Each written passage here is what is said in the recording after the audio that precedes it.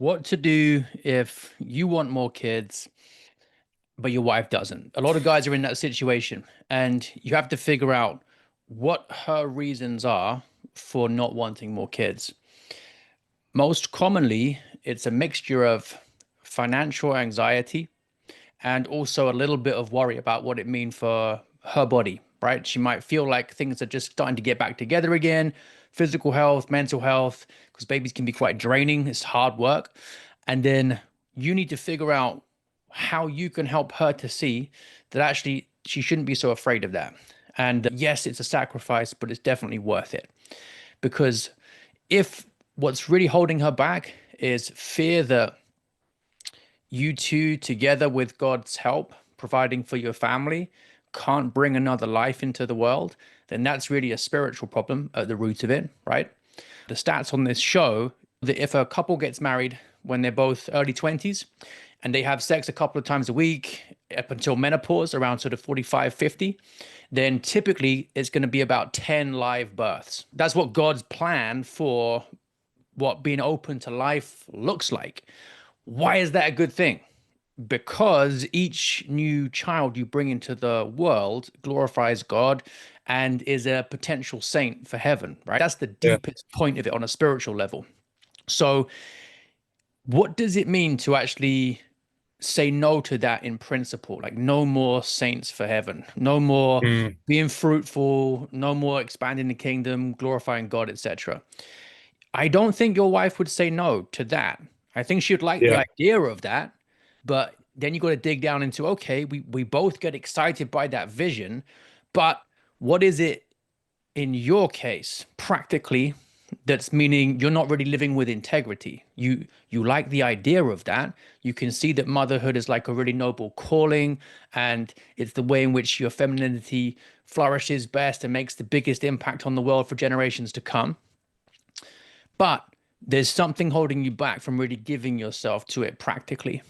And drill down, see, is it money? In which case, that is doubting God's providence, right? We pray for daily bread and we trust that He's not going to ask us to do something that's impossible for us to do, right? He keeps His promises. I wouldn't be in the situation where I am now having been open to life with 7 kids, if I was constantly worrying about, oh, but what happens if I can't afford to provide for a larger family? You Yeah. just have to lean into it and think that it's something you've been called to do. It's the whole purpose of your marriage, and God will help you with that somehow, even if you can't quite figure out what it is. Yes, of course, it's always going to involve being prudent, being frugal, being smart with money. But the point of that extra pressure on you as a man financially is actually to be smart with what God gives you so you develop better virtue in that area too, right? It's good for you as a man to have to think carefully about money and watch what you spend it on. So you can tell her that, and that's something that you are willing to actually step up to. God will support you. Yes, He's going to make you work very hard to make it happen, but that's a good thing for you. Hmm. You're excited about that, and she needs to trust you on that. The other one is sometimes women are really terrified of what might happen to them physically. So sometimes you have to think, what are the risks that she's afraid of? Has someone told her something? Get a second opinion, third opinion, fourth opinion. But sometimes it just comes down to the acceptance that you are doing the right thing and you trust that God's will is going to be done. Does that make sense? So you got to find out what the main thing is. She might not have ever said it to you. She might not even know it herself yet. And you have to actually create that Yeah, right. space to help her figure it out and articulate it. If it's mainly her body, right? Maybe she'll gain 10, 20 pounds being pregnant. That's okay, right? You still find her beautiful. The fact that she's actually doing that, you think is really honoring her body and what it's for. It's not going to make you find her less attractive. Let her know that, and also, it's nothing she can't lose again.